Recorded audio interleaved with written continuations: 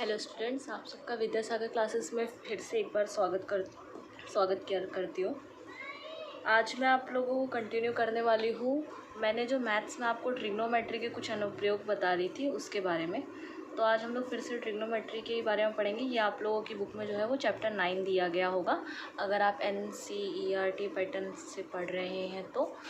Okay, सो आज हम लोग जो पढ़ने वाले हैं उसके मैं आपको कुछ एग्जांपल बता देती हूँ। जैसे एक एग्जांपल है जो कि बहुत इजी है लेकिन थोड़ा सा ट्रिक है। जैसे उसमें जो एग्जांपल कहने की कोशिश क्या कर रहा है मैं आप लोगों को बता देती हूँ कि एक नदी है। जैसे ये हमारी नदी है मान लेते हैं, और नदी के एक पुल के एक बिंदु से, मतलब कोई मान लीजिए एक पुल है, ये पुल जा रहा है। ठीक है, ड्राइंग इतनी अच्छी नहीं है यहाँ पे, लेकिन फिर भी समझने के लिए आप देख सकते हैं। जैसे ये एक पुल जा रहा है और नीचे एक नदी बह रही है, नदी के ऊपर पुल जा रहा है। ये नदी कुछ इस प्रकार बह रही होगी, शायद ऐसी लहर में, इसीलिए उसके ऊपर से इस तरीके से पुल जा रहा है। तो यहाँ पे क्या होता है, उन्होंने क्या कहा है कि नदी के ऊपर जो पुल है उसके एक बिंदु से नदी के सामने, मतलब यहाँ पे कोई भी एक बिंदु है, हम लोगों ने पुल के ऊपर लिया है, मान लेते हैं उसको नाम दे देते हैं P। बिंदु को हम लोगों ने नाम दिया है P। अब नदी के किनारे होंगे, यहाँ पे कोई एक किनारा होगा। ये नदी ऐसे ऐसे जा रही है, ये है हमारी नदी, तो ये ऐसे जा रही है, ये हमारा पुल है। तो पुल के बिंदु से नदी के किनारों में, अब यहाँ पे ये किनारों में आके ये मिल रहा है, एक ये ट्रायंगल बन गया, ठीक है। उसके किनारों के अवनमन कोण, मैंने आप लोग को बताया था अवनमन कोण जो होता है वो ऊपर वाला होता है। तो ये और ये दिया गया है आपको, ये एक बार दिया गया है 30 डिग्री का है, और ये एक बार आप लोग को दिया गया है 45 डिग्री का है। सो अगर ये दोनों आप लोग को दिए गए तो हम लोग इसका अंदाज़ा लगा सकते हैं। मैंने आप लोग को बताया था, ये हम लोगों ने प्रमेय पढ़ी है, ये दोनों कोण सिमिलर, ये दोनों कोण इक्वल होते हैं। अब उसके बाद में 30 और 45 दिया गया है। अब क्या कहते हैं कि जो नदी के पुल जो किनारा दिया गया है और 3 मीटर की ऊंचाई पर है। अब ये जो नदी का जो बिंदु दिया गया है, ये इन लोगों ने बताया कि ये जो दूरी है नदी से, ये 3 मीटर की है। तो ये कहीं ना कहीं इस लाइन पे लंब होगी, स्ट्रेट लाइन बताई गई है कि हाँ ये एक लंब जो है ये 3 मीटर का है। तो हम लोग इसको नाम देते हैं ABC। तो हमारे पास यहाँ पे 2 ट्रायंगल बने, एक ट्रायंगल 1 है, एक ट्रायंगल 2 है। और हम लोगों से पूछ क्या रहा है कि हम लोग को जो नदी की चौड़ाई है वो ज्ञात करनी है, मतलब ये वाला पोर्शन हम लोग को ज्ञात करना है, AC। ठीक है, एक नदी का पुल दिया गया है, पुल के ऊपर एक बिंदु हम लोग को दिया गया है, नदी के दोनों किनारों से हम लोगों को बिंदु के एंगल अवनमन कोण दिए गए हैं। पुल के उसी बिंदु से नदी पर एक अभिलंब, मतलब एक लंब की लंबाई दी गई है जो कि 3 मीटर है, जो कि इस दोनों में कॉमन है। एक ट्रायंगल 1 ये है और एक ट्रायंगल 2 ये है, 2 ट्रायंगल बन रहे हैं और हम लोग को ज्ञात करना है AC की वैल्यू। तो हमारी AC क्या होगी, AC हमारी होगी AB प्लस BC के बराबर। ये हम लोग को पता चल गया, हम लोग यहाँ से देख के बता सकते हैं। एक बार इस ट्रायंगल से इसके लिए वैल्यू निकालें, एक बार इस ट्रायंगल से इसके लिए वैल्यू निकालें, आ जाएगी तुरंत। तो यहाँ पे हम लोग जब ये डायग्राम बनाते हैं तो उसके नीचे थोड़ी बहुत हम लोग को थ्योरी लिखनी पड़ती है कि मान लिया नदी AC है, नदी की चौड़ाई AC है, और एक बिंदु P है पुल पर, बिंदु P से जो लंब गिरा है उसकी लंबाई 3 मीटर की है, जो कि बिंदु P पर आ रहा है। नदी के अवनमन कोण दिए गए हैं जो कि 30 और 45 हैं क्रमशः। तो इस तरीके से हम लोगों को ये दिया गया है। अब क्या होगा, हम लोग को यहाँ पे करना क्या है, पहले हम लोग एक ट्रायंगल में बात करेंगे। तो हम लोग ट्रायंगल ABP में देखते हैं। अब हम लोग यहाँ पे क्या देखेंगे, इस ट्रायंगल में हम लोगों का जो एंगल A है वो हमारा 30 डिग्री होगा।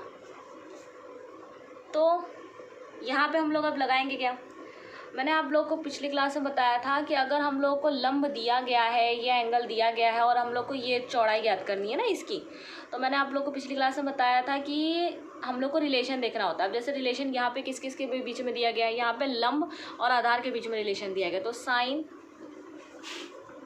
कॉस 10 में हमारे पास लंब और आधार के बीच में रिलेशन किसके बीच में, लंब और कर्ण, आधार और कर्ण, लंब और आधार, 10 के बीच में है, 10 के पास है लंब और आधार के बीच में रिलेशन। तो यहाँ पे लेंगे हम लोग 10 30, इसलिए मैंने यहाँ पे 10 लिया है।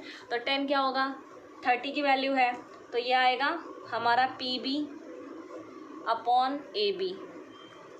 अब 10 30 की वैल्यू क्या होती है, हम लोगों ने 10 30 की वैल्यू पढ़ी रखी है, जो हम लोग को याद करनी पड़ेगी, 1/√3 होती है, जहाँ पे हम लोग यहाँ पे मान ले, यहाँ पे PB की वैल्यू दी है 3 मीटर और AB, तो AB जो आया वो हमारा आया 3√3 मीटर, AB की वैल्यू आ गई।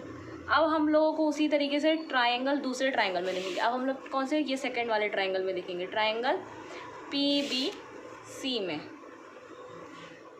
PBC में क्या है, हमारा जो एंगल C है वो 45 डिग्री होगा। अब 10 45 लेंगे, सिमिलर हमारी जो कंडीशन है वो सेम है, हमें लंब दिया गया, आधार फाइंड आउट करना है, तो लंब और आधार के बीच में रिलेशन जो होता है वो हमारा 10 के पास में होता है, इसीलिए हम लोग 10 45 लेंगे। तो PB अपॉन BC, 10 45 की जो वैल्यू होती है वो 1 होती है हमारी, तो PB अपॉन BC, तो हमारा जो BC हुआ वो PB के बराबर हुआ। ठीक है, तो हमें पता है कि हमारा जो PB है, हमारी जो वैल्यू दी गई है वो हमारी कितनी है, 3 मीटर, इसलिए BC भी हमारा कितना हुआ, 3। अब BC भी हमारा 3 मीटर हुआ, ये हमारा 3√3 मीटर हुआ। तो हम लोग को अब ये पता है कि AC जो होता है वो हमारा AB प्लस BC के बराबर है। तो AB की वैल्यू हमें क्या है, 3√3 प्लस 3 कॉमन ले लिया, बचा √3 प्लस 1 मीटर हमारे नदी की चौड़ाई है। बस ऐसे सवाल आते हैं, ऐसे ही सवाल आप लोगों को करने हैं। मैं आप लोगों को एक और सवाल बता देती हूँ, जैसे कि एक सवाल बहुत इजी सा सवाल है।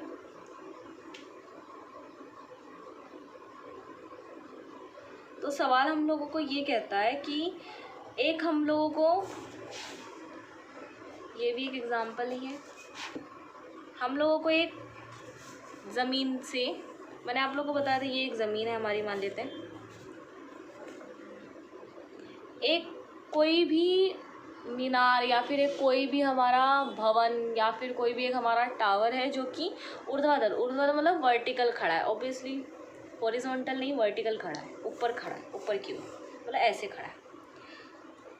अब जो यहाँ पे पाद बिंदु, मैंने आप लोगों को बताया था पाद बिंदु क्या होता है, धरती के एक बिंदु से जो कि मीनार के पाद बिंदु, अब धरती का कोई भी एक बिंदु होगा, मतलब नीचे ज़मीन पे ही कोई एक बिंदु है जो कि उससे 15 मीटर की दूरी पर है। इन दोनों की जो डिस्टेंस है, मान लेते हैं ये B है, ये A और C, AC हमारी मीनार है, B जो है वो हमारा दूरी है, तो ये हम लोग को दी गई 15 मीटर है।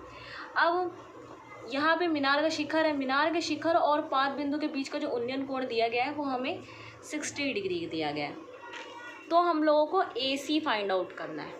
अब फिर से सेम चीज़ है, यहाँ पे एक एंगल हम लोगों को दिया गया है, लंब और आधार के बीच में रिलेशन है, तो हम लोग का क्या लगेगा स्टूडेंट्स, हमें फिर से हम लोग को 10 लगाना पड़ेगा, तो 10 60 रखेंगे, H अपॉन, क्योंकि मैंने H जो है एजम्पशन किया है कि H जो है वो हमारी मीनार की लंबाई है।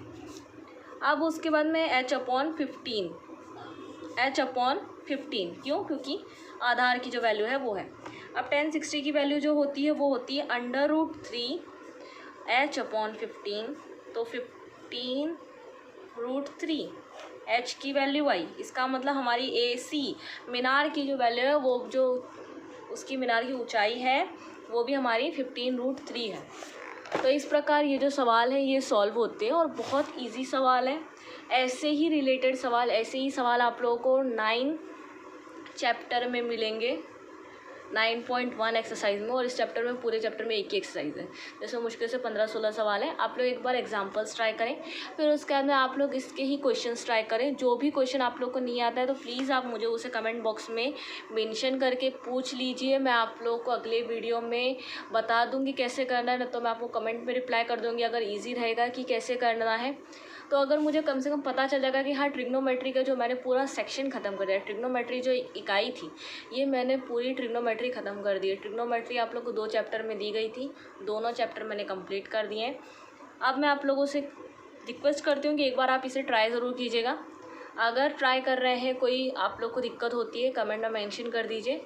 मैं एक वीडियो इसके ऊपर बना दूँगी जिसमें आपके सारे सवालों के सॉल्यूशंस होंगे।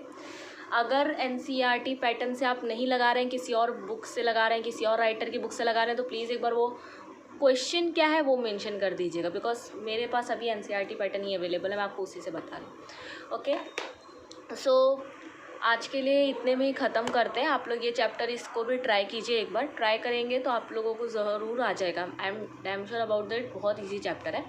सो स्टूडेंट्स, आप लोग एक बार इसे देख लीजिएगा। तब तक के लिए विद्यासागर क्लासेस में आप लोगों ने इस वीडियो को देखा, बहुत बहुत धन्यवाद उसका। अगर आपको वीडियो अच्छी लगी हो तो प्लीज़ इसे लाइक, कमेंट, शेयर ज़रूर करें और चैनल को सब्सक्राइब ज़रूर करें। बगल में जो बेल आइकन है उसे ज़रूर प्रेस कर दीजिएगा, ताकि आप जो भी मैं वीडियो अपलोड करूँगी वो सबसे पहले आपको नोटिफाई करे और आप लोग अपनी स्टडीज़ को अच्छे से कर पाएँ। Okay, thank you.